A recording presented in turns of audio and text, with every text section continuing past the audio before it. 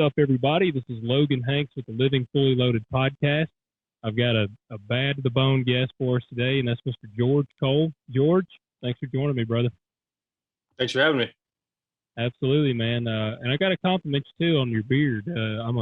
I'm a proud beard guy, which mine's looking pretty weak right now. I trimmed it, but you got a fierce beard going. Oh man, just don't trim it very often. That's the only thing. The once a month deal, it's laziness is what it is. Well, that's what it always trips me out. I had it really long for a little while, and people would be like, "Man, what's the secret?" And I'm like, yeah, "It's actually an act of not doing anything that grows the beard." Exactly. Exactly. No, man. Years ago, when I first started growing a beard, it's because I finally realized I'm like, God put this on my face, and I'm taking it off. Why? Yeah. Why am I doing that? This is just the way he made me, so just let it be. If he didn't want me to have a beard, he wouldn't have put one there. Exactly. So that was it, and I just stopped shaving. Yep.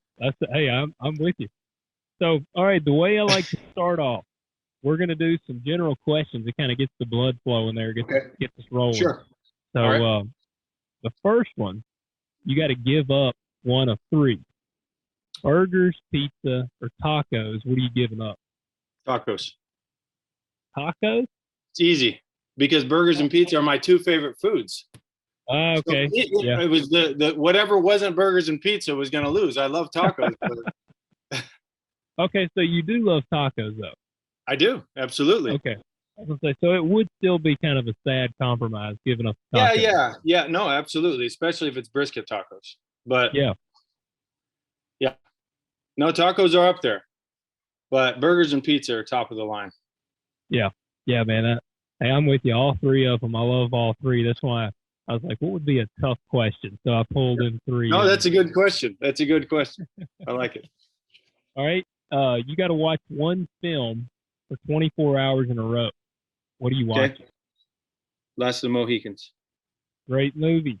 These are easy questions. These are too easy. Hey, well, and that's I've seen you shooting your trad bow. I kind of was wondering if you were going to go with I feel like Last of the Mohicans. That's a good one for you. Man, it's one of my favorite movies. I don't even know how many times I've seen it. I wish I could watch it for the first time again. You know, it's just it's never going to be the same. But I love it still. So my boys love it already. So they request to watch it all the time. So it's awesome. It is. And I want to talk about your sons too, because you're a twin dad, right? Okay. I'm a twin. I've got twins. Oh, do you? Yeah. Awesome. How old are yours? So, mine are three. I got a boy, girl, three. It's a boy and a girl, and they're three. So. Oh man, I don't know anything about that. I'm sure it's going to be completely different, huh? Interesting. But I definitely want to talk about that for sure. Yeah, me too. I'd like to hear about how that goes because it's got to be different. You know, mine compete really hardcore, and I just wonder if a boy and a girl are going to do the same, or if that dynamic will be different. I don't know. Is it? Yeah, I don't know. It's hard to tell at three because they mesh pretty well. Like do they? And you probably see this from twins. I've always said people are like, I don't know how you do it, and it's like, well, I actually kind of got a built-in playmate. Absolutely, no question. Yeah, I mean that's what I couldn't imagine having one. Mm-hmm. So were those your first? Yeah. Is that your first kids? Okay. Yeah, and that was ours too. Our twins were our first, so I don't know any other way. I've never had one kid. Yeah. So I don't even know what that's like. To me, it was just, I don't know. I don't find that anything was really more difficult. I can't imagine with two. And like you said, the built-in playmate, and I figure people who have twins, it's easier to have the third because we already know what more than one is like. Whereas people who have just one, they go, oh, this is so hard. I don't want to have another one. But I don't think it gets any harder, really. And the more kids you have, the more they just take care of each other, and it's pretty simple. Yeah. I mean, relatively speaking. That's what we said. I mean, honestly, when they were first home was the hardest part. Like from the hospital, just the fact that my wife. Yeah. Well, it totally helped too. Yeah. But I don't know, man. It's, no, you're right. But it is cool. I can't imagine two boys probably same age. I bet there is a lot of, like, say, competition between the two. A lot. And it's, continuous arguments and battles and everything. And, somebody sees something. I saw that first. I saw it before you did. And then, no, you didn't. And then they tackle each other, and it just goes on. And it's just, who cares who saw the thing first? It doesn't matter, but it's always who was first. So but that's cool though, man. You're raising them. Sounds like raising them in the right way, and that's where I want to touch on. Okay. So the last question before we get into it: if they made a movie about your life, who would play you? Oh wow, that's a good question. I don't know. I've never thought like that before. Who would I want to play me, or who would be appropriate? It could be who you want, man. That's what your mind is the weapon here. Boy, that's tough, man.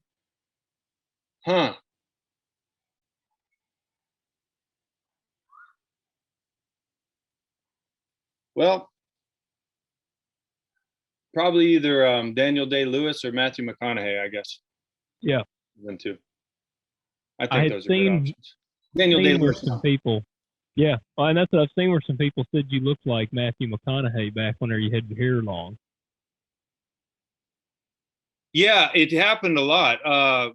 And I would go, I'd be walking in the UPS store or wherever, and somebody do a double take, and I'd know what was coming. And they'd come over, and they'd be like, "Are you?" And I'm like, "I'm not," But the resemblance was uncanny, I guess, because the hair was about the same length. I was usually wearing a swimsuit, and he was doing those kind of movies at that time, and I was always in the sun, so dark tan, whatever. Anyway, and then after that, the funny thing is, when I first grew a beard, it wasn't long after that, and he did that movie about the Civil War. Forgot what it was called, but Free State of Jones. Yeah.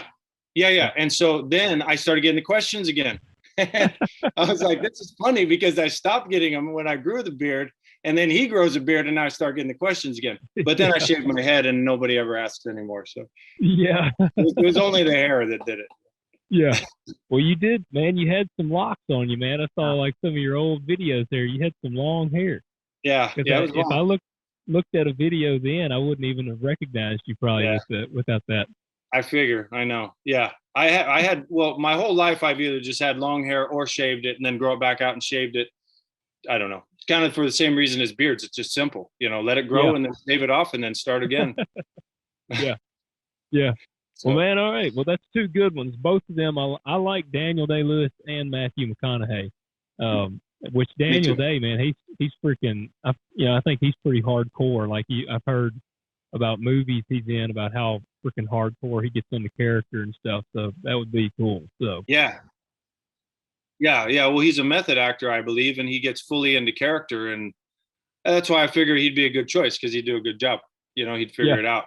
But he hasn't done tons of movies, and I think that's why. Can you imagine pretending you're another person for months on end and trying to live with your wife and family? It's insane.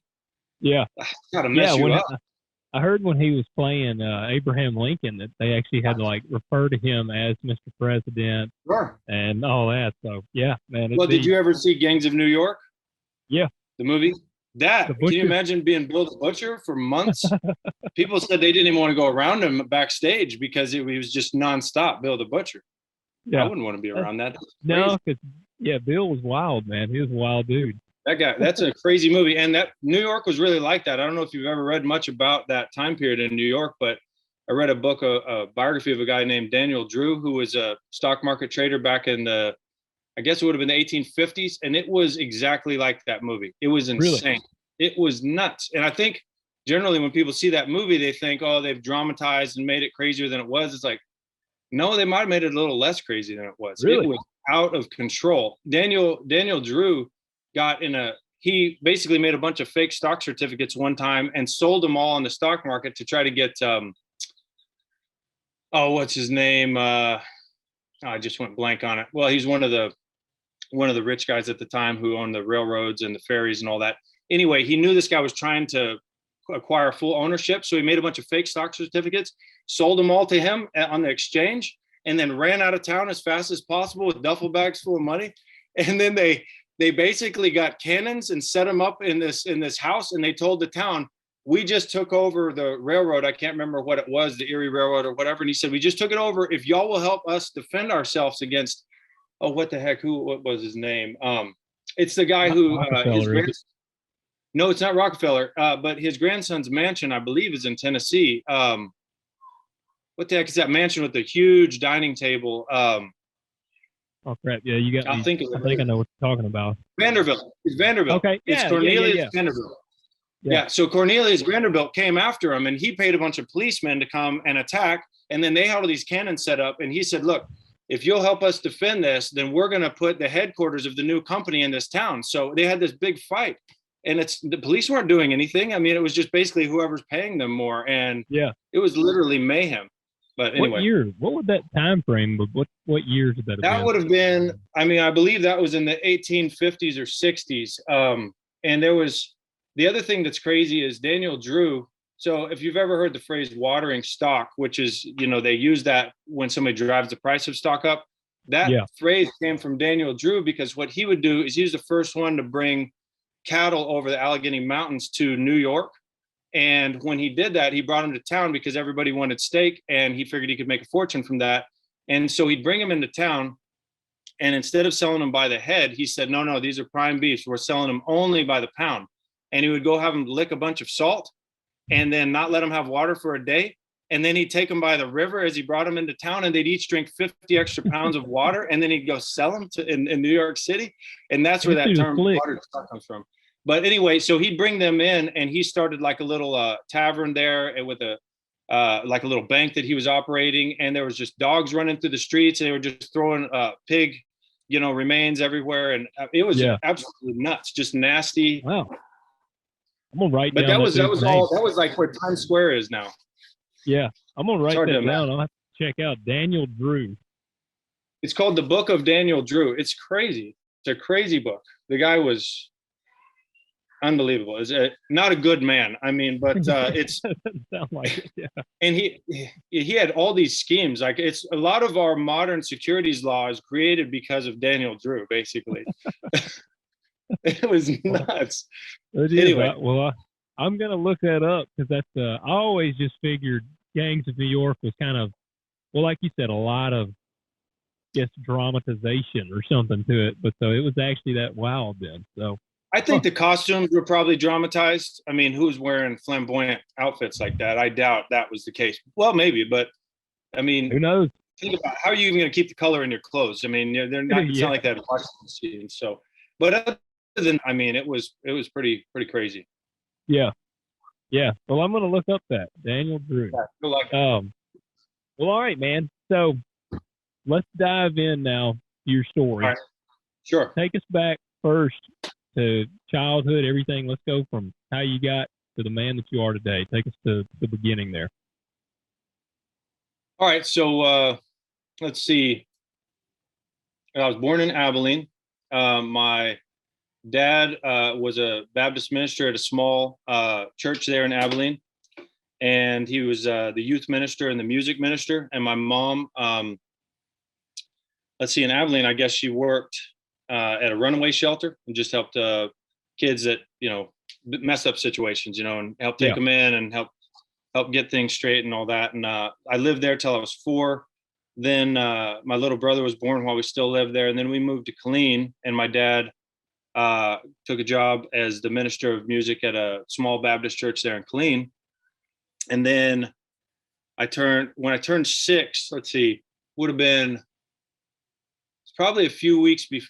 It was either right after or right before I turned 6. It was in May at the end of kindergarten. I started gaining all this weight. Do you already know about that I had cancer when I was a kid? I don't know if I knew you had cancer, but I didn't know the story of it. So no, I definitely want you to share. So anyway, so I didn't want to assume that you knew that. So cause I don't really mention it that much because I don't want to be like, oh yeah, the cancer guy, Yeah.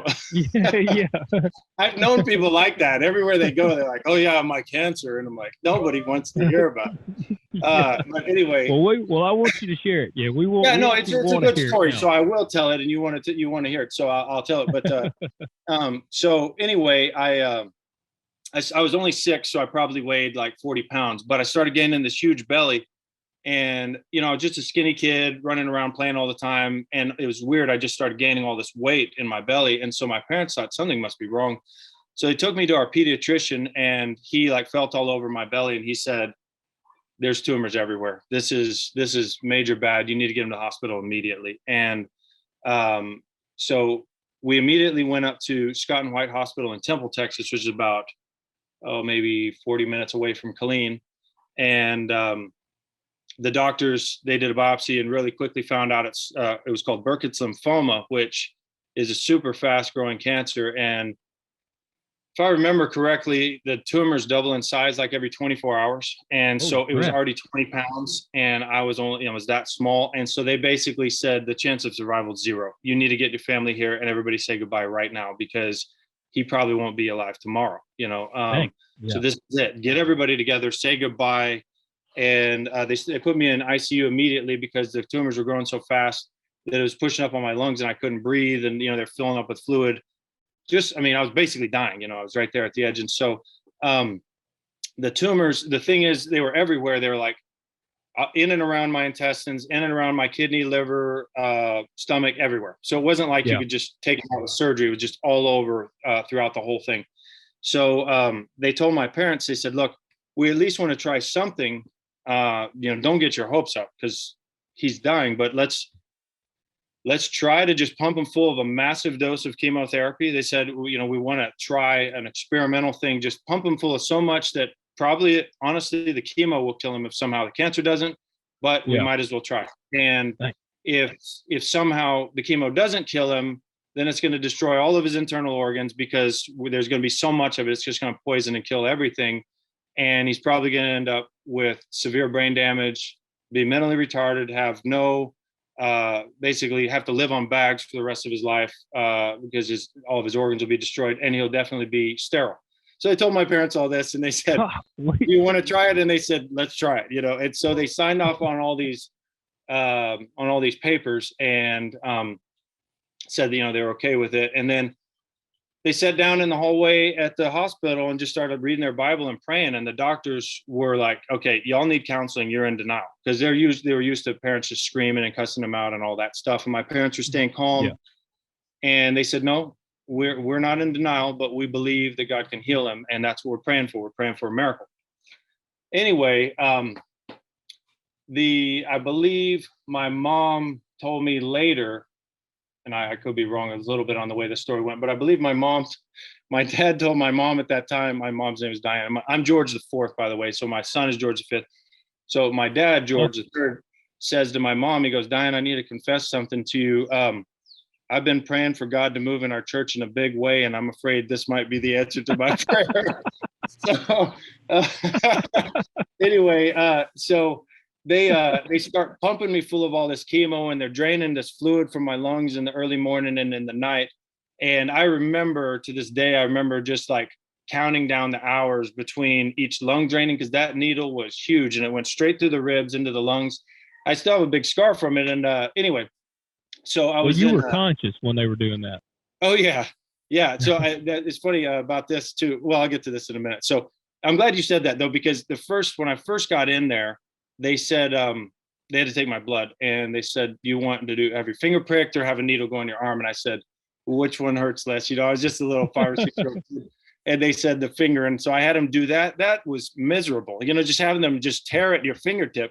So I switched quickly to the arm, obviously. And then they had to start doing IVs every day. But what's funny is, here, I'll tell you about how I got out of ICU and then get to this. So within like 7 days, I'm improving dramatically. They're pumping me full of all this chemo and I get out of ICU and they're blown away that I'm still alive. And so they go ahead and just keep pumping me full of this chemo.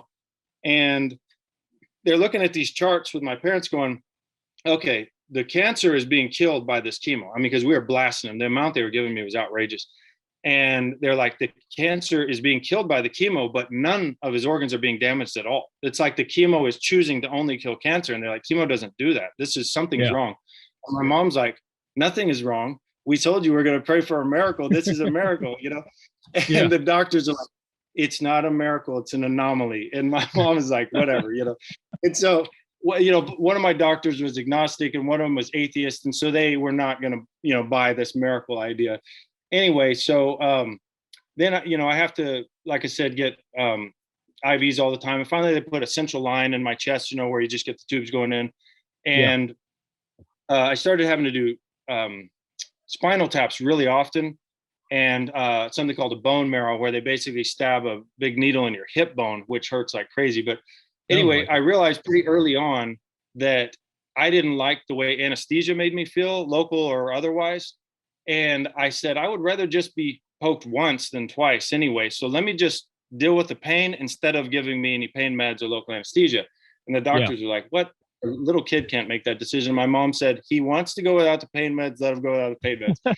So we would just practice breathing. So my mom taught me to breathe kind of like they breathe for having babies, And so ever since I was little, breathing has been a thing for me, that it's just like, look, if you want to gain control over a situation, you breathe, And so she just taught me to breathe. And so I would get all these spinal taps and bone marrows and things just breathing. And they made like a little video about it to help other kids, because kids come into the hospital, scared as all get out. And it's encouraging for them to see another kid is okay and encouraging them. So when new kids would come in, I would like help them with their first like procedures and hold their hand, you know what I mean? And just kind of talk them through it and breathe with them and stuff like that. So what do you do? Like, what kind of breathing is this? Because I'm terrified of the doctor as a grown man. So, well, first of all, that's on that point, I really think that, we adapt to our circumstances. So if we have to do something, we will, you know what I mean? And I just had to, I was lived in the hospital for 8 months. And so I just had to. And so that's all there was to it. But, and you would the same, if you had to. But so I the breathing thing, she just taught me to breathe calm, just and just slow everything down. Yeah. And so I've always done that, in workouts and in between sets and everything. And if one of my kids gets hurt, I do the same thing, because when you breathe calm and deep and you breathe from your belly, everything calms down, and you just slow it down. And we would picture like being on the beach, and we talk about what we're seeing at the beach and everything like that while they're sticking the needles in me and stuff like that. And I remember when they did the second central line on me, I was wide awake. They pulled the old one out and I'm laying there.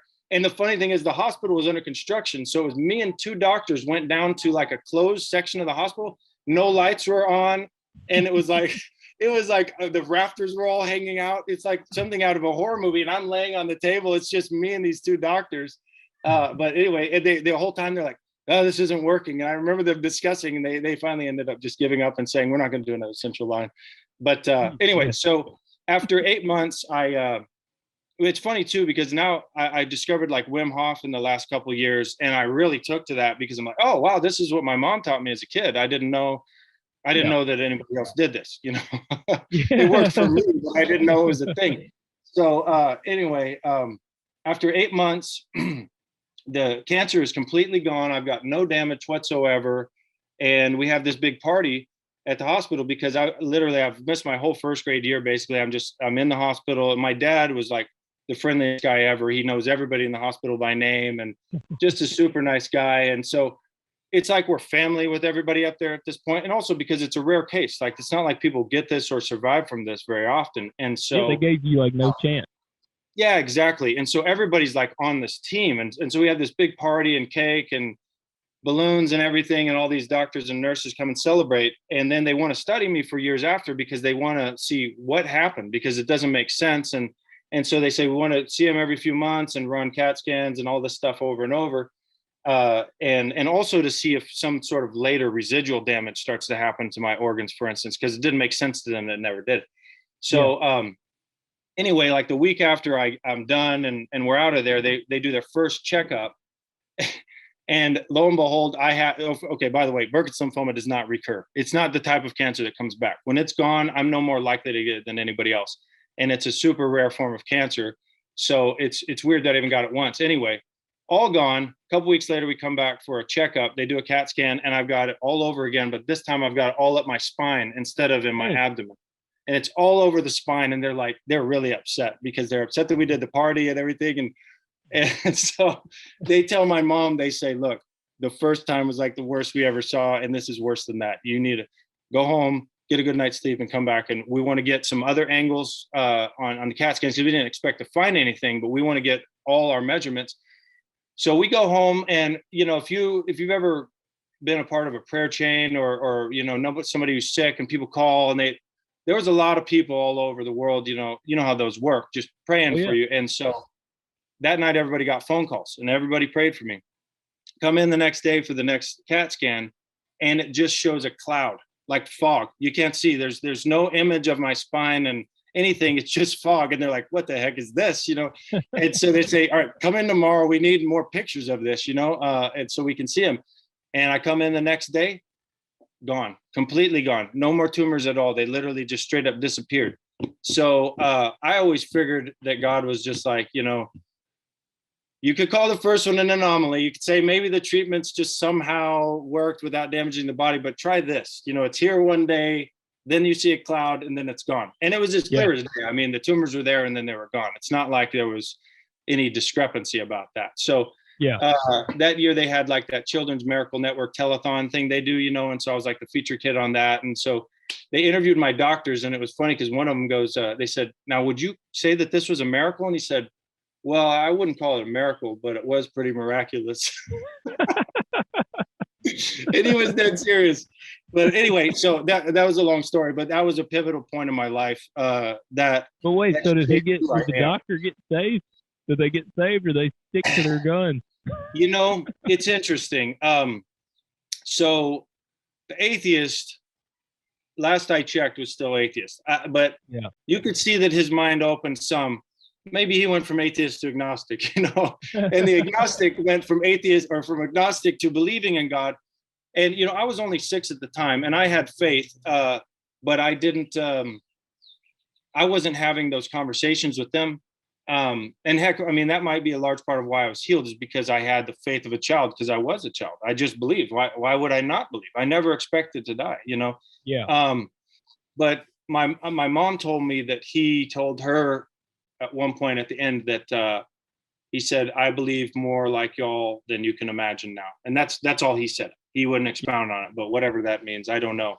So I have, it's interesting you asked that, because in the last few years, I've thought I kind of want to reach out to him and see if he's still alive. I mean, because he wasn't young at the time, but I'd like to go see him. I don't know where he lives or anything. I don't know if I can even find him, but I would actually like to talk to him about that. If he's still around, I don't know. But yeah. So then my first grade teacher was a Hawaiian lady named Mrs. Kano. And, this was back when things were way more laid back and old school. And she would have like a spend the night year-end party with all the girls in the class. They would all spend the night at her house. Super cool old lady. And she didn't want me to fail first grade, because I'd missed the whole year. And so she, out of the goodness of her heart, took like 2 months in the summer and just taught me to read, and basically taught me the whole first grade curriculum really fast, and then said George passed and sent me on to second grade. And so, wow, that's awesome. Yeah. And then, so we lived in Koehl for several more years after that. And we always just figured part of the reason that maybe we ended up in Koehl is that God knew that I was going to need a really good hospital nearby, and Scott and White was really nearby. We didn't have anything like that where we were before. And then when I was in 6th grade, we moved to Midland, where my dad became the minister of music at First Baptist there. And then, now, did you have any sort of like problems after all that? Like as far as stomach problem, back, anything? Never. Wow. Nothing. Man, yeah, that's awesome. Oh, and that's funny that you bring that up, because so they told my mom, that I would have all the brain damage, that I would have all the organ damage, and that I would be sterile. And definitively that I would be sterile, but she never told me that. And I appreciate that. She didn't want to put a seed of doubt in my head.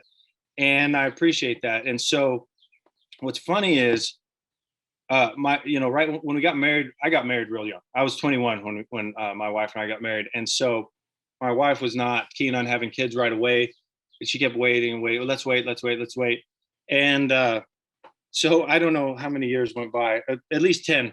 And I guess my mom would ask my wife, hey, are y'all thinking about having kids? Like this kind of stuff. My wife's like, not wanting to tell it. Yeah. Right. And my wife's like, why does your mom keep asking me if we're having kids? And I'm like, she's probably just curious.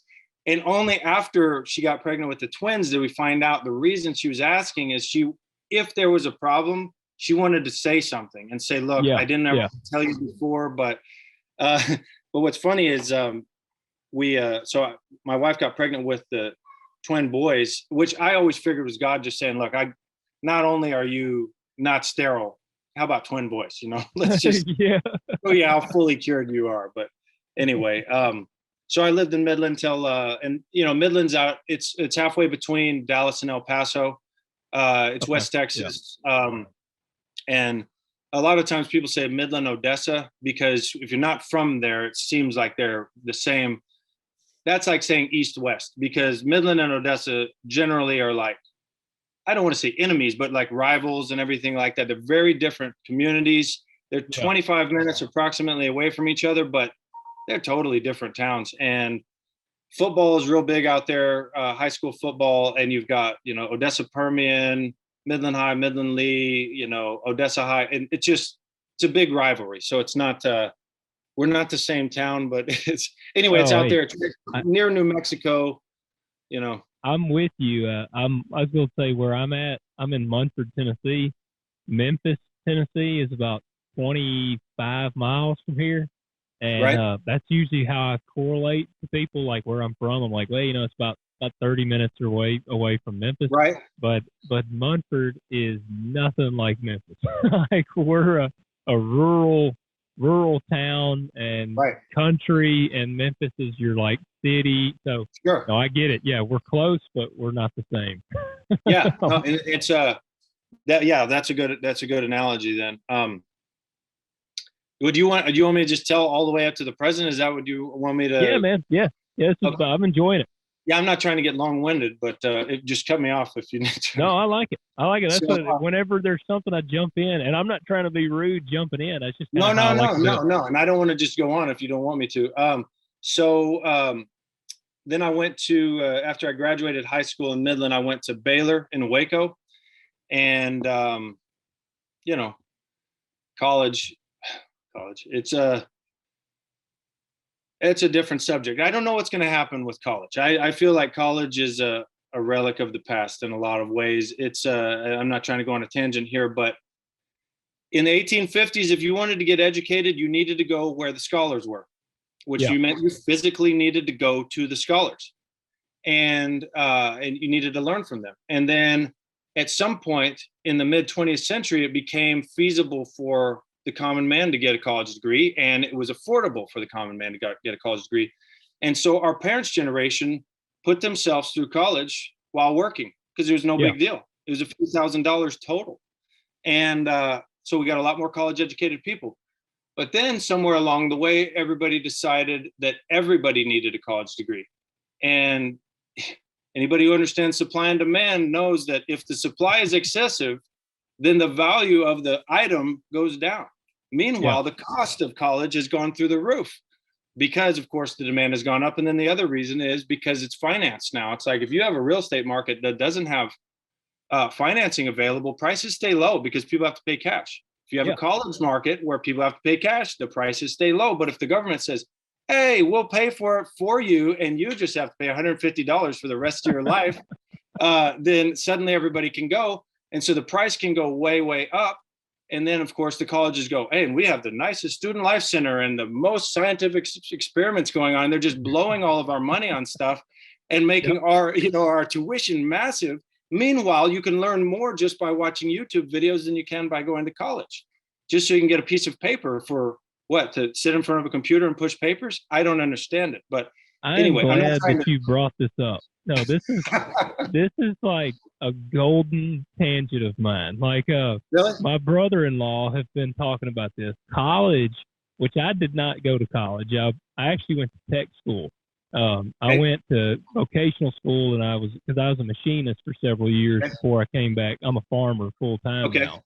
And there's ag degrees, but there really is no college to be a farmer. Sure. And so I never had a desire for college. I was like, I did what I had to do to skate by in high school. Like to my mother's demise, I did just the bare minimum to get out. Right. And college, dude, my wife's a nurse. She had to go to college to be a nurse. And some careers you have to. That's totally the case. Yeah. Yeah. Like that's what I don't have any problem with that.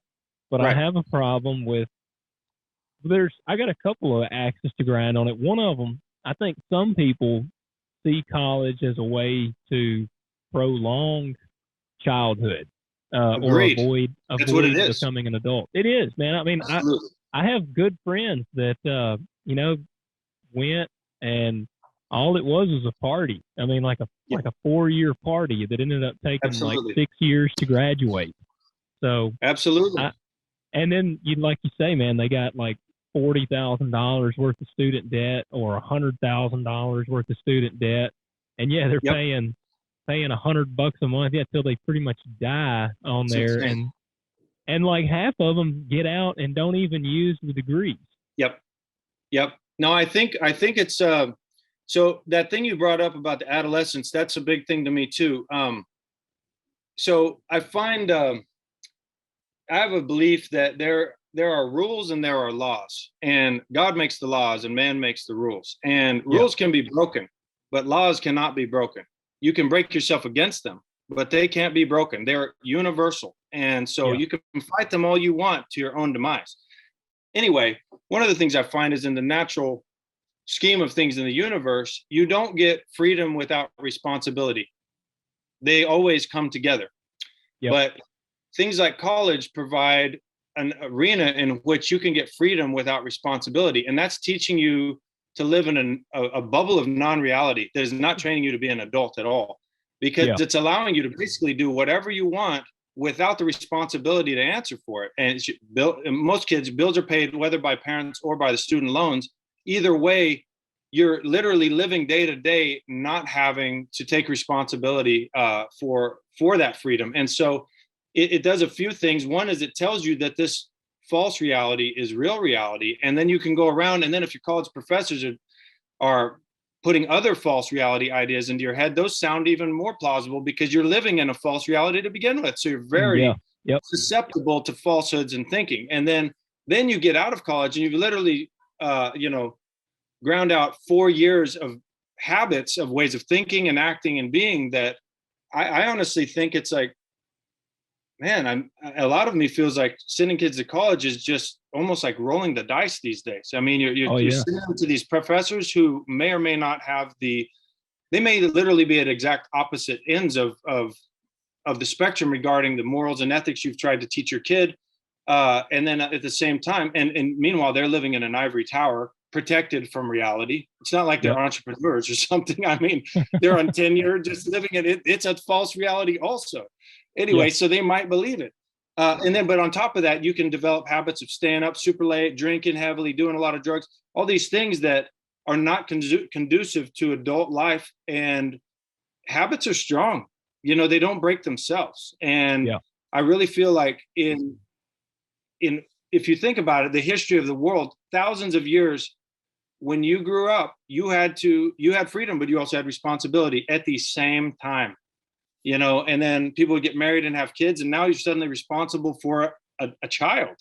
And so you get responsible, rather than just literally being able to be a child in an adult's body for 4 years.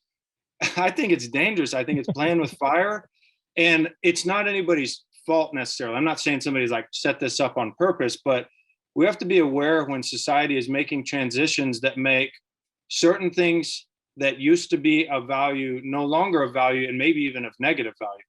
And right now, what I would foresee happening is I would foresee online college taking over for most degrees while people can work at the same time. Because if you think about it, let's say you're at like UT here in Texas is a big university. You might be in a class with 500 people. So you got one professor to 500 people. Well, what's the difference between 1 to 500 versus 1 to 500,000? I mean, you're not getting individual instruction with 500 anyway. So pay that professor a little bit more and reduce the price for all these kids. Stop paying a massive air conditioning bill for this room. Let everybody just have their own internet connection and own AC bill at home.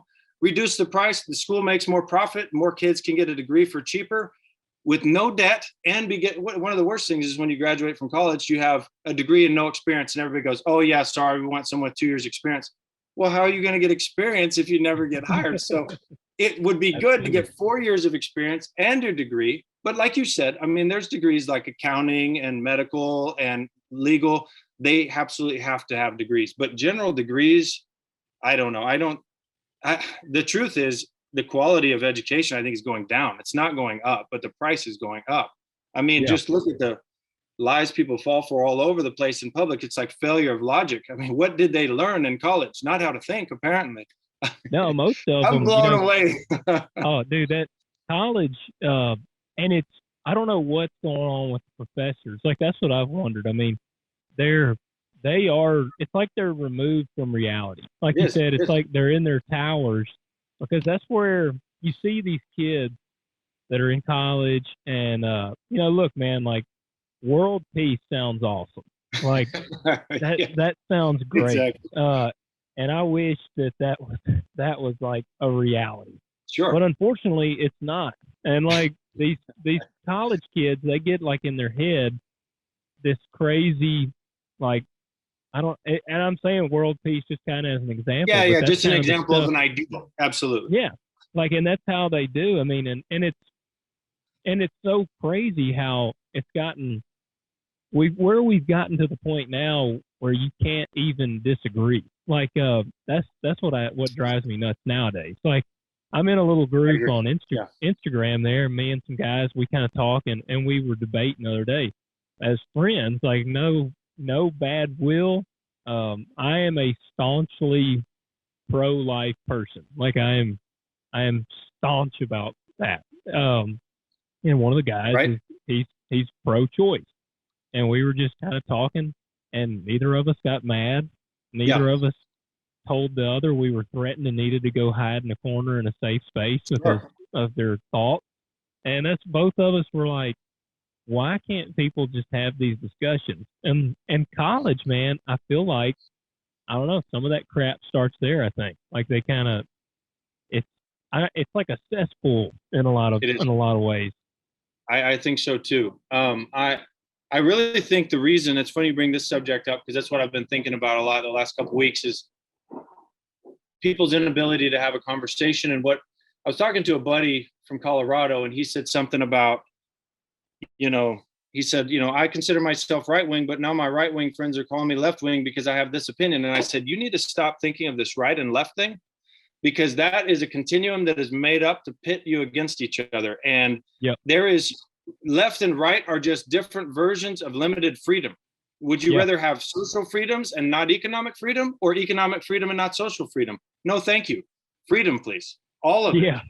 I don't have to engage in everything that everybody else does, but I figure if God gives us freedom, at the least we can do is give each other freedom, and I really think that this left-right thing is it's just which version of government dominance would you prefer? And it's like, no, we don't have to be on that continuum. But so I told him, I said, you need to stop thinking of people as left and right and start thinking of people as thinkers and non-thinkers. And if somebody is a thinker, it doesn't matter if they are the opposite of you on every opinion, y'all could get along because they think about their opinions, and you can have discourse for 5 or 6 hours and walk away and go, well, we still disagree on everything, but I really like you. You're a good guy. You think through stuff. And because at the end of the day, I think most people have very similar ideals. They just have different ways that they think we should reach those ideals. And when you listen to somebody, because they're a thinker, you can say, oh, okay, well, I can see where you're coming from at least, and still disagree. But I really think the bottom line is, if people are not thinking, then first of all, they're not even worth talking to, because what can you talk about with someone who won't think? They're just going to get upset. And that's the real reality. I find that when somebody gets upset, it's because the opinions they're espousing are not theirs.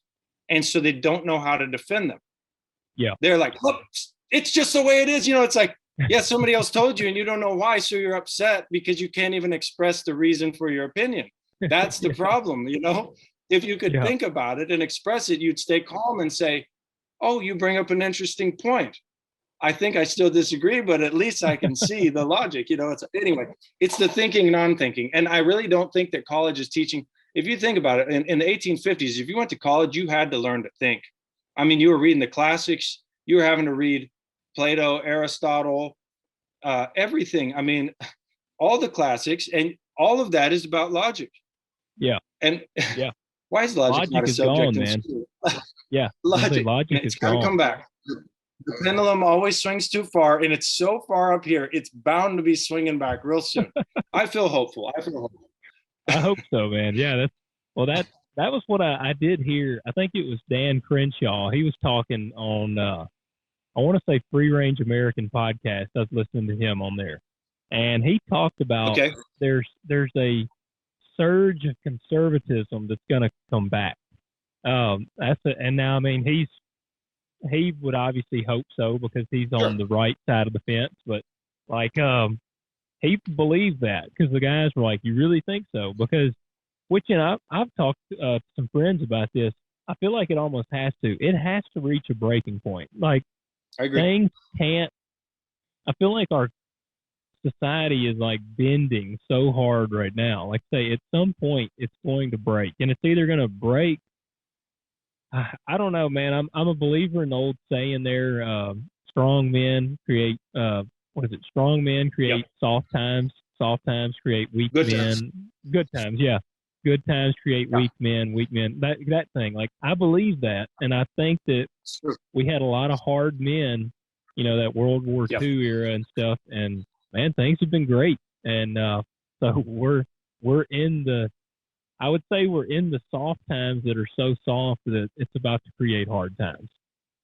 We're about, we're very susceptible right now for that reason. I totally agree. You know, the generation that fought in World War II, they grew up in the Great Depression, so they were hardened by that. And then they went and fought in World War II, and they were further hardened by that.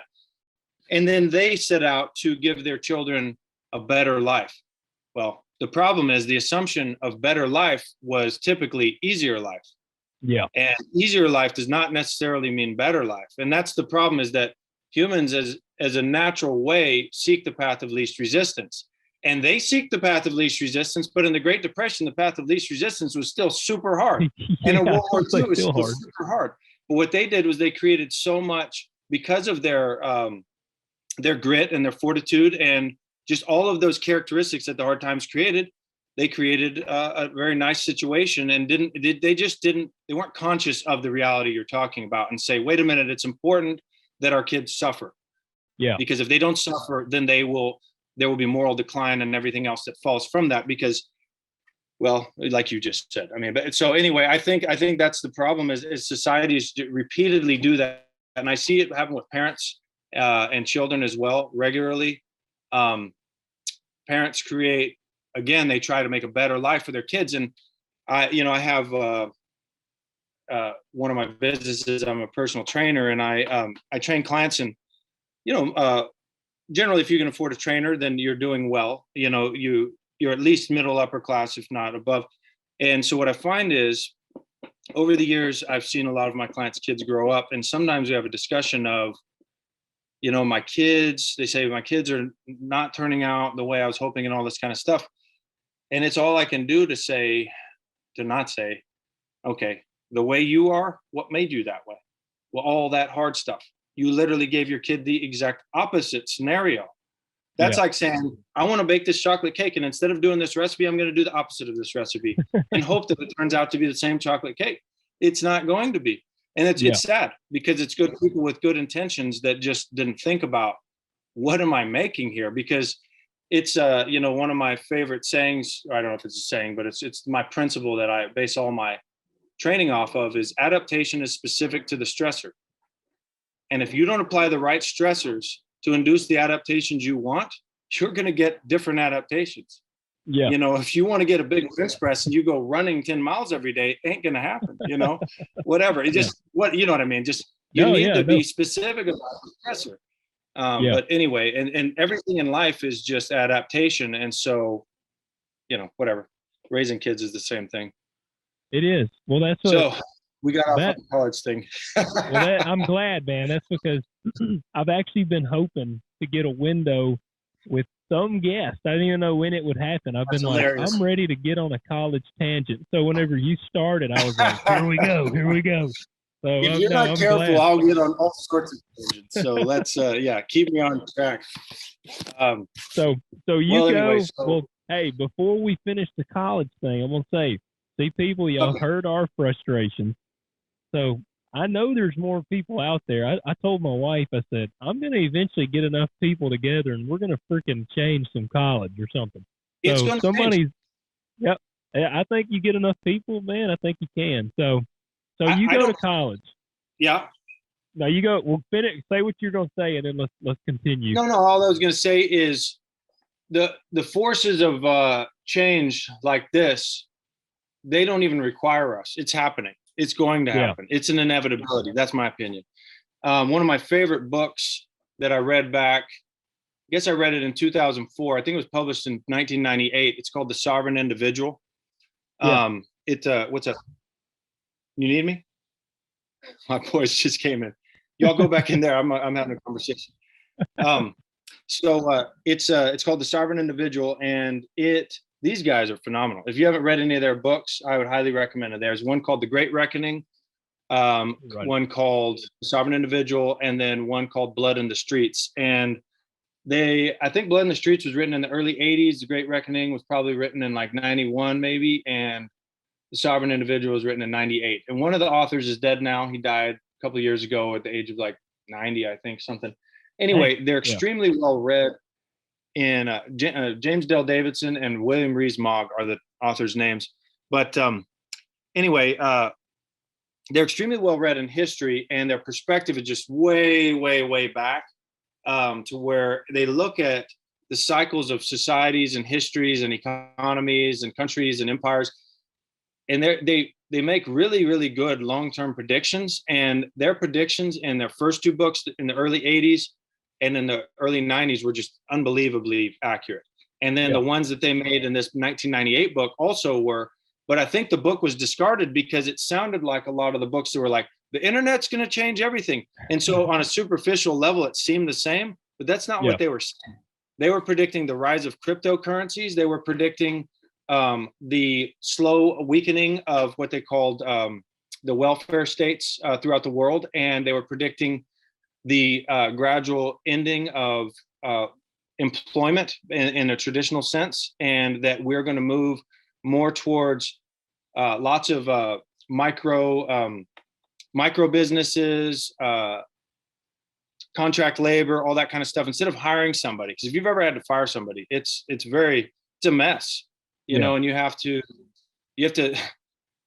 go through all this stuff proving that it was legitimate and everything. And it's crazy. There's so much red tape that it makes it disincentivizing to even hire a person as an employee, you know.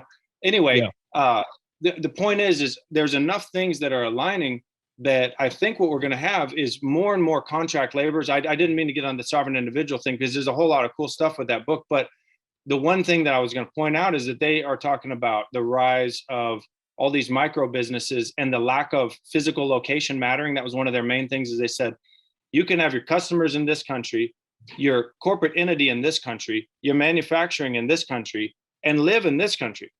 Yeah. All different. Yeah. And so literally the physical tools to pull this off have been around for 20 years. And yet people didn't start doing it until last year because the coronavirus snapped them into it.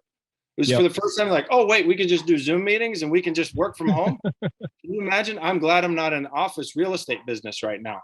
I mean, they're going to be empty.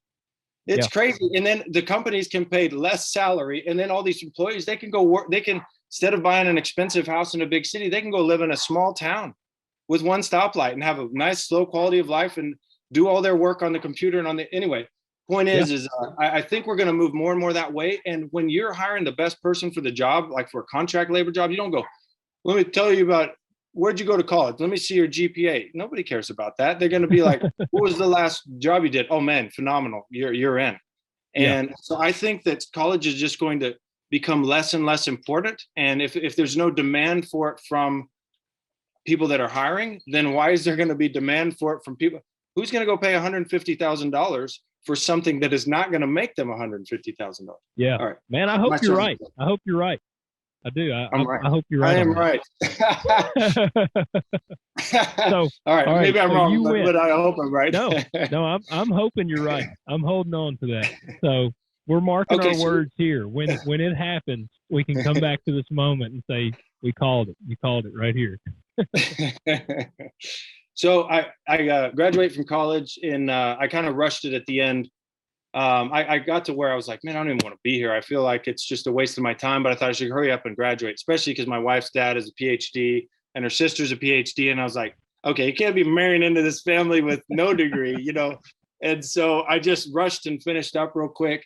And it's amazing how much you can get done if you're just motivated, you know. And I was done. Yeah. So I was just like, okay, let's get this over. So I was taking like 18 hours a semester, summer school, full load, working, everything just got done. And then we got married, and I told my wife, I don't know. I wanted to move. I wanted to get a job in banking for a little while because I thought I wanted to get into real estate, and the real estate market was way overpriced. It was obvious. It was 2003, and I was running numbers based on what I'd learned in my real estate classes, and I was like, none of this makes investment sense. This looks like a bubble, and it could burst at any time, and I don't want to be in the middle of it. But I would like to be here whenever it crashes, you know. So I said, why don't I get a job in banking for a couple of years? I'll learn from the banking side what bankers are looking for from investors, and then when everything's crashed, you know, I've understood that. So started looking around for jobs in banking in Texas, and ends up being I go to lunch with my grandparents here in Dallas, which is where we live now. But at the time, we thought we would move to Dallas, and so I was interviewing in Dallas. And we went to lunch with them, and went to lunch with my great uncle, who was a cattle rancher in Wyoming.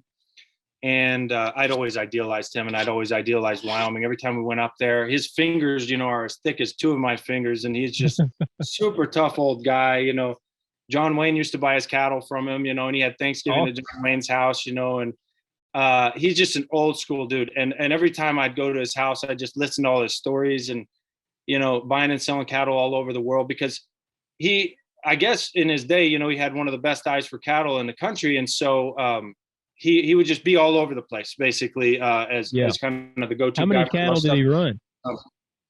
I don't remember. It's a good question. I could find out if you want to know. But it was his main thing was that he was really good at picking bulls. For Britain. And so, but I mean, they had a very big ranch there. I don't want to say a number of acres because I'm probably wrong, but it was huge. And it's been there for a long time. You know, my great grandpa had it since early 1900s. So basically, that's good. That's actually, now that I think of it, he'd had a small plot, and then my great uncle had built it up much bigger. Anyway, that's not my story. So, anyway, my uncle's name is Willard, and so I'm having lunch with my grandparents and my uncle Willard, and Willard mentions that he's a shareholder at a bank up there, and he knew I was looking for a job at a bank down here. And he said, my bank president is going to be traveling through town next week. You should talk to him. He knows everybody in banking. And, you know, I bet any state you want to live in, he knows somebody in banking there or whatever. And so I have lunch with that guy the next week, and we hit it off. And the guy goes, man, I'd really like to hire you up in Wyoming. He said, but I'm sure you don't want to live in Wyoming. And I said, actually, I would love to live in Wyoming. I'd always idealized it. So I told my wife, I was like, I came home, I said, we're moving to Wyoming. She's like, what do you mean we're moving to Wyoming? I was like, I took a job in Wyoming today. That is not the way to handle things with your wife, I learned.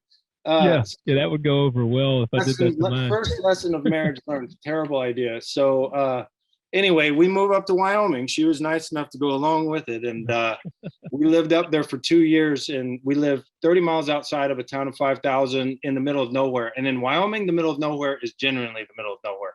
And we lived on a road that just went into the mountains and then just ended. And we were next to an Indian reservation, and we lived in an old ranch house on a 110,000 acre ranch. So what had happened is this guy had just consolidated all these ranches. So we just leased one of the old ranch houses from him. So it was beautiful. I was paying $500 a month for this house. I could just go anywhere on all this land. I loved it. You know, she didn't like that. She was isolated. You know, it seems to me that women like to have people to talk to more than men do, you know, and so I'd be fine without it, but she wasn't. So anyway, we lived there a couple of years. The hunting was amazing, you know, that stuff was amazing. But the truth is, I was from West Texas, where everybody's really friendly. And, you know, in West Texas, everybody holds the door for each other, says, please and thank you. Yes, ma'am. No, sir. All that stuff. And how you doing? Just friendly. And in Wyoming, it's like nobody holds the door for you. You say how you doing, they look at you like you're weird, or they just say fine and then walk off. There's no and I had to learn to stop saying ma'am and sir, because I would say yes ma'am and somebody would get really mad, be like, how old do you think I am? You know, I'm not an old lady. I'm like, I'm just trying to be polite, you know. So anyway, Yeah, I would. We were there struggle about there, 2 years. What's that? I said I would struggle with that. That's how I I mean here. struggled. I had to break the habit. It was hard. Yeah, I do that in Tennessee. Like I said, in Tennessee, I mean, even if we go to the restaurant, a waitress will come up and clearly be younger than me, and I'll say, "Ma'am." Like it's not it's not an age thing. It's just like I say, No, it's being just polite. polite. Yeah. Absolutely. Absolutely. And I it's funny, I had to reacquire the habit when I got back to Texas, but it's back now. But one day, basically we stayed there about 2 years and she didn't like it ever.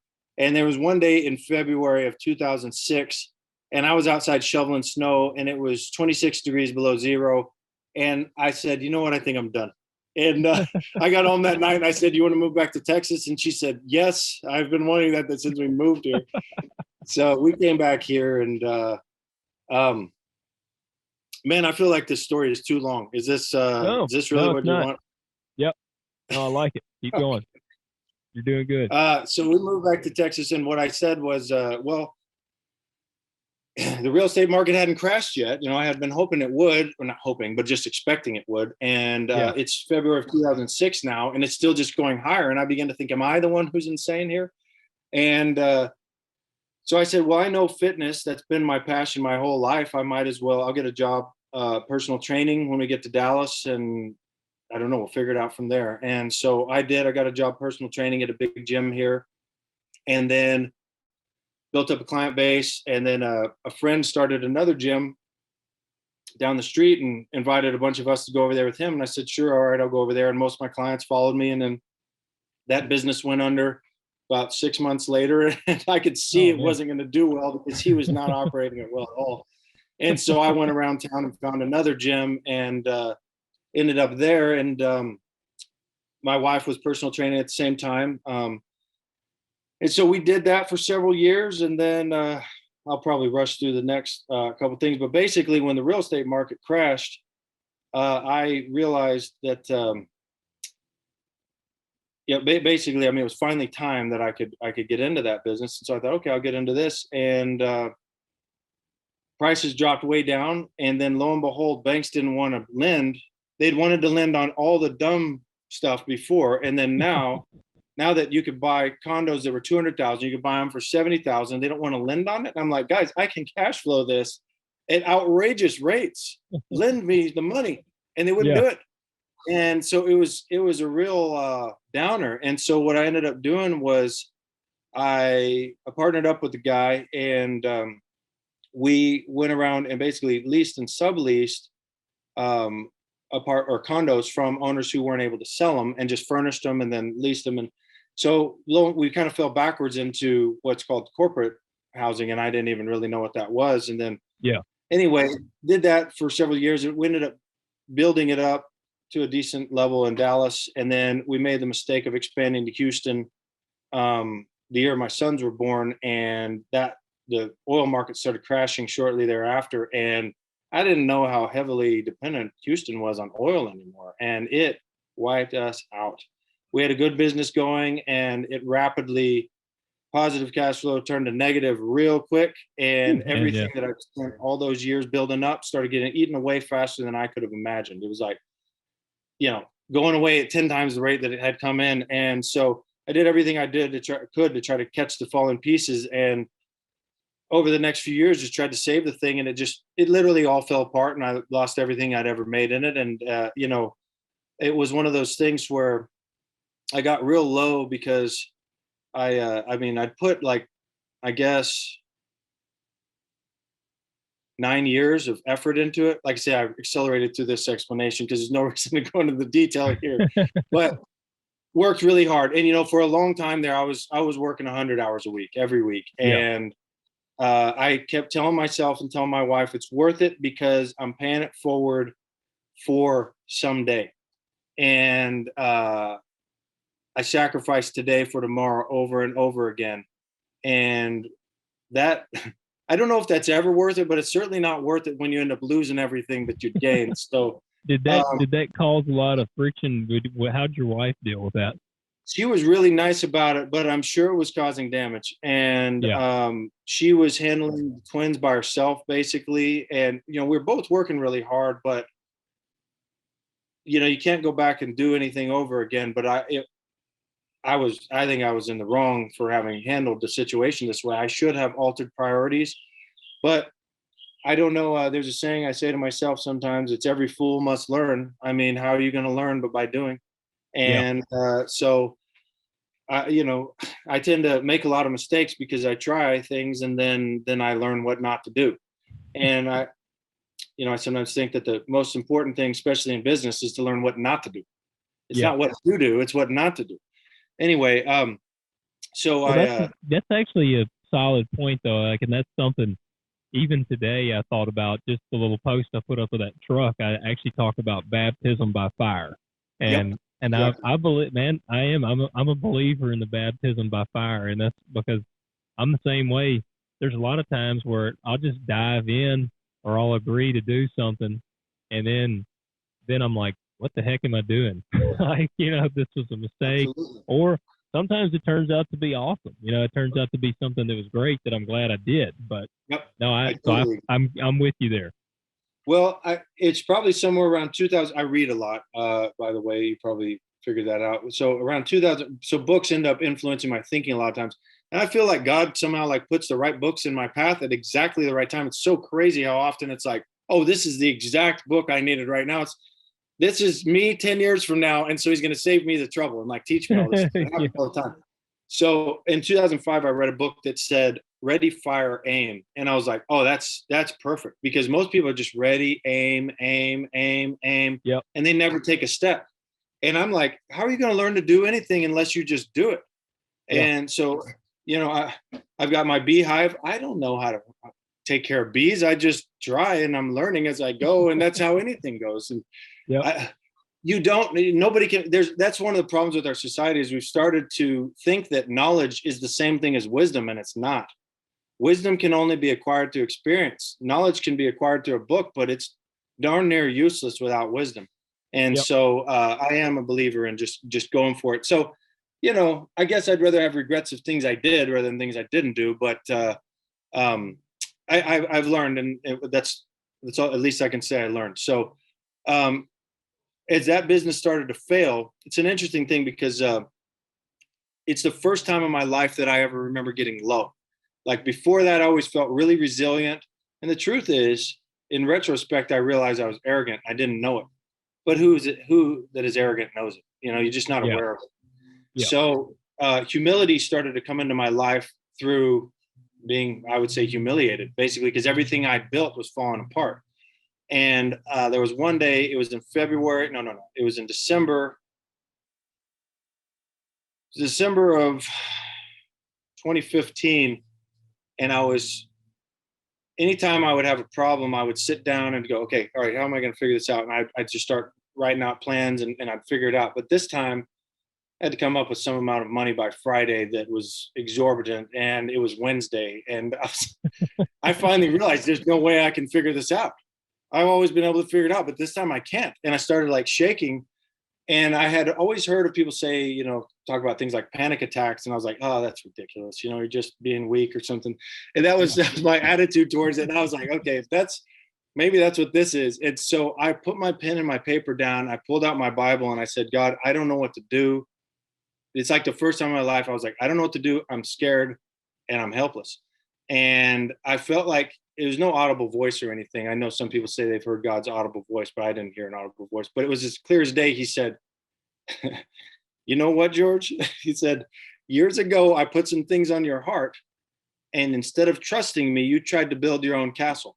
And I realized what had happened was in college, when I was engaged to my wife, about to graduate, I knew that I had like a lot of invention ideas, and there was, inventions were something I wanted to be. A writer was also something I wanted to be. I wrote a lot. I still write a lot. And I said, you can't go tell your father-in-law you're going to be an inventor, and that's how you're going to care for his daughter. That's insane. You can't do that. And so I said, you can get a job at a bank, then you can get into the real estate business. You can make yourself financially independent, and then financially independent people are allowed to be eccentric. But if you're eccentric before you're financially independent, that's called irresponsible. And so what I had done was I said, I'm going to build this castle of financial strength so that then I'm allowed to be a goofball or what, not a goofball, you know what I mean? But just basically tinker and do whatever. Anyway, so I felt like that moment in December of 2015, God was like, I put it on your heart what to do. And instead of trusting me, you went and tried to make this whole thing yourself, build your own castle, build your own foundation that you were going to build your own empire off of, basically, without me. And if I put these things on your heart, don't you think that I could have provided for you along the way? And I was like, okay.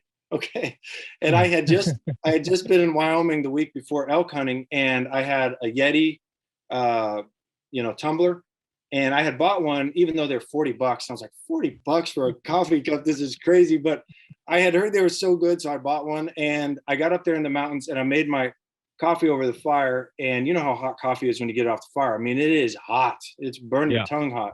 And so I put it in the Yeti, closed the lid. Within a few minutes, maybe 20 minutes, whatever. It wasn't long though. It was lukewarm. And I thought, this is insane. I mean, if this is supposedly the best in the world, and I just looked at it and all the steam was just going right out the top.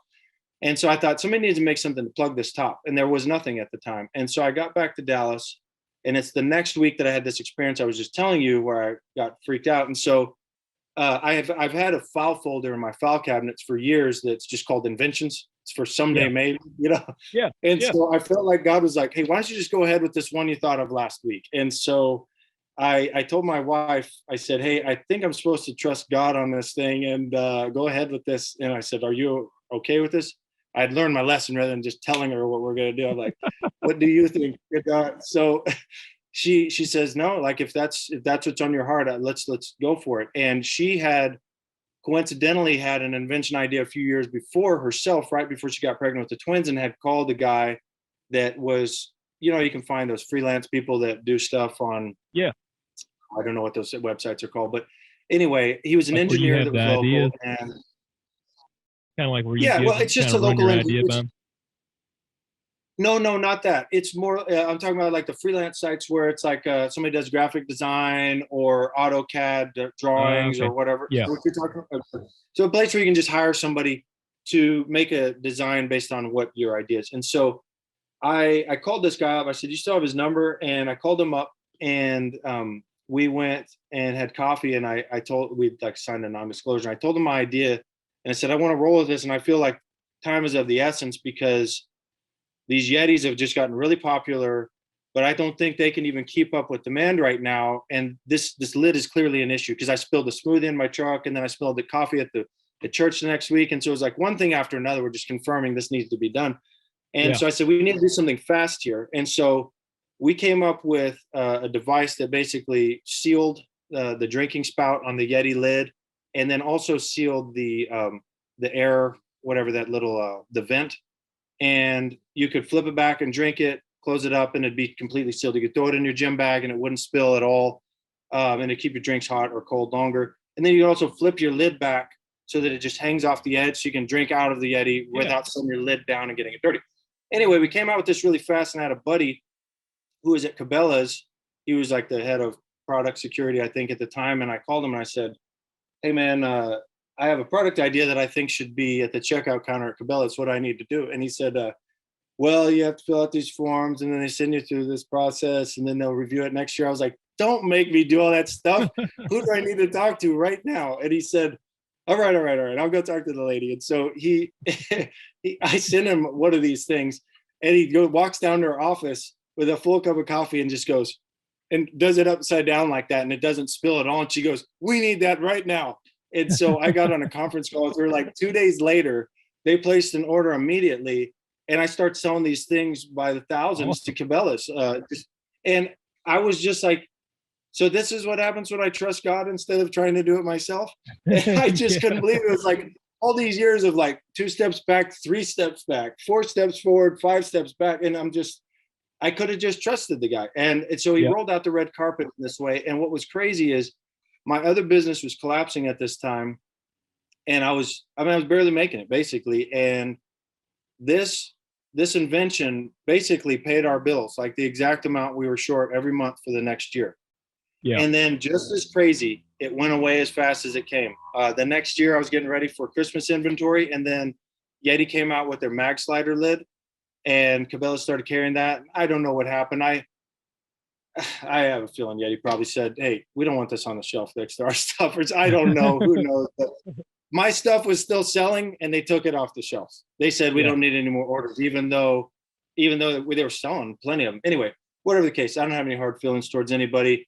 God provided, and I'm thankful for that. But it got me into a new way of thinking and a new way of living. And in the process, I read a book called Humility by a guy named Andrew Murray. It was written in the 1890s. And that book, combined with the Psalms, changed my life because, when I was a kid, my dad told me to read Psalms and Proverbs every day. And I would read Psalms and I'd be like, man, David sounds like a whiny wuss. I don't understand what the deal is with this. I know he's a great warrior, but all this whining, I don't want to read it. It just makes me think less of him. And then sometimes he'd be like, God, you need to punish those people. And I'm like, well, that's super immature. I don't understand why we should read this. And then the Bible says that David was a man after God's own heart. And I'm like, I cannot mesh these two realities. And anyway, when I finally got real low, like I said, and I just was humbled to the degree to realize I can't rescue myself. I started reading the Psalms, and I found that they essentially poured life into me and gave me encouragement when I realized I was not sufficient. And I began to realize David wrote a lot of these Psalms when he was hiding out in caves, running away from Saul. Saul was chasing after him, trying to kill him because he knew he'd been anointed as the new king that eventually would displace him, and he wanted him dead. He took David's wife away and gave her to another man, and David's literally just running all over. But that'd be like running from the president of the United States with the Navy SEALs chasing after you, and you're like just hiding. And so David was freaked out, And so what I realized is the Psalms is David being honest. And I guess the reason he was called a man after God's own heart is because he's honest. And what kind of relationship can be based on anything but honesty? So when he's mad, he told God he's mad. And when he's happy, he told God he's happy. And when when he's disappointed or scared, he just told him. There was no dishonesty. And I realize now it's like, well, it's not like God doesn't know how you feel anyway. So you might as well tell him, because if you're lying to him, you're lying to yourself, and this relationship can go nowhere. And so anyway, I found myself basically almost like praying these Psalms that they're kind of like prayers of desperation. Like, I don't know what to do. I'm at a loss. Please help. Please rescue me. And it was very maturing for me, because by being brought low, my humility developed. And what's funny is, I know I said I probably have to go, but we might as well keep going. I'm cool if you are. Okay. I'll take my. It's all good. So I didn't tell you yet, but my dad passed away in 2016 in August on his 62nd birthday. He died on his birthday. And I was driving to Midland with my boys to visit him in ICU, and my mom called while we were on the way and said that he just died. And so we went there, and I told the boys we were going to camp out that night. And so they were too young to understand. And so I told my mom, I said, I needed to camp with the boys in the backyard, because I told them that we're going to camp. And so we camped in the backyard after seeing my dad in ICU, and because she had him keep his body there so we could just kind of be together and pray over him and stuff. And so I wake up that next morning, and I sit on the back porch. It's funny, as the sprinklers woke us up. My mom forgot the sprinklers were on, so they just start spraying us in the tent. And I jump out of bed. I'm like, you got to be kidding me! These sprinklers are on. Did I lose you? Hello. Okay. Can you hear me? All right. So yeah. The screen just froze for a minute. So I hop up and I run inside and I find the sprinkler thing and shut it off. And I sit on the back porch, and it's good that I got woken up early, basically, because it was the morning after my father died. And, there's an African proverb that says a man doesn't become a man until his father dies. And I'm not saying that's 100% true, but something definitely happens. And it's like, you're next in line, and there's nobody to lean on or blame or question or argue with. It's just you. And that it's funny, it just hits you like a ton of bricks. And so that morning I'm sitting there, and I journal a lot, and I'm journaling. And I had always my dad was he's probably the most humble man I've ever known. And he didn't lack confidence, but he possessed humility to an amazing degree. His confidence was never arrogance. It was always humble confidence. He just loved on people. There's some ministers that don't do it right. He did it right. His whole life was just given away. I sometimes feel like he just gave himself away until there was nothing left to give, and then he passed, and that was it. Yeah. Like, he just given himself all away, and physically, emotionally, mentally, spiritually. And so I had always wanted to be humble like him. And on his birthday, thankfully, a lot of times my birthday cards then were late, but this one was not late. This one arrived on time, and I'm thankful because my mom said she read it to him like an hour before he died. And in that card, I said, I only want to be like you, a humble man of God that lives the way you've lived, and just lives simple and just loves on people and gives of himself. And the humility thing was huge. And so I tend to wonder if my dad was praying that I would get this humble spirit. And I wonder if these things that then came after were somehow a result of that, because they really did humble me.